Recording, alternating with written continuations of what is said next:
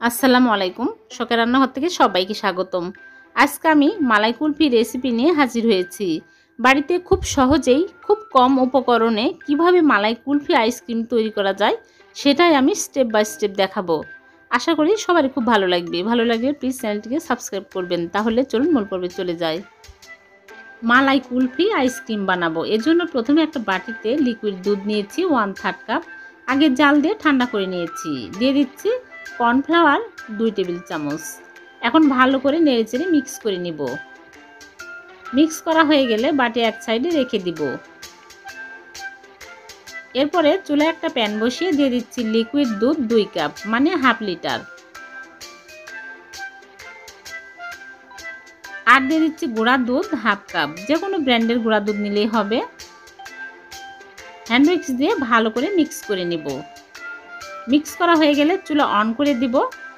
আর দিয়ে দিচ্ছি চিনি হাফ কাপ। চিনি কম বেশি অ্যাড করে নেবেন। এখন নেড়েচেড়ে ভালো করে বলক তুলে নেব।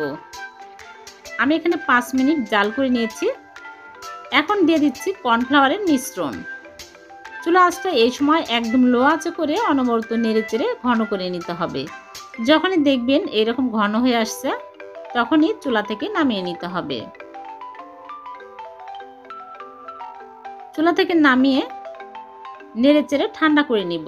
একদম ক্রিমের মতো হয়েছে। ঠান্ডা হয়ে আসলে দিয়ে দিচ্ছি ভ্যানিলা এসেন্স হাফ চামচ। যে কোনো ফ্লেভার অ্যাড করলেই হবে, না দিলেও কোনো সমস্যা নেই।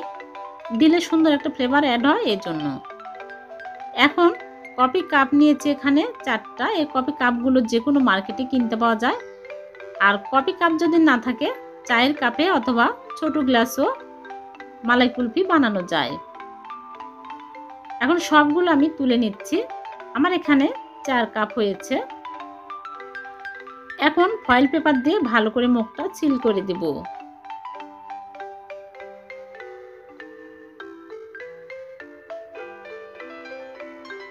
এরপরে নাইফের সাহায্যে একটু কেটে তারপরে আইসক্রিমের কাঠিগুলো দিয়ে দিচ্ছি।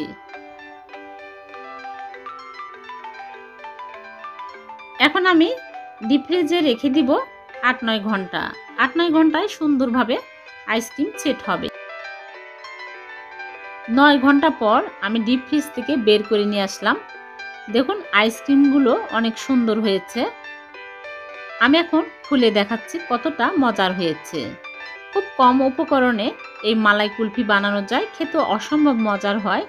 আপনারা বাসায় বানিয়ে খেয়ে দেখবেন, খুবই ভালো হয়। আশা করি আমার আজকের রেসিপি সবাই খুব ভালো লেগেছে। ভালো লাগলে লাইক দিবেন, চ্যানেলটিকে সাবস্ক্রাইব করে রাখবেন। আবার দেখা হবে নতুন কোনো রেসিপিতে। সে পর্যন্ত ভালো থাকবেন। আল্লাহ হাফেজ।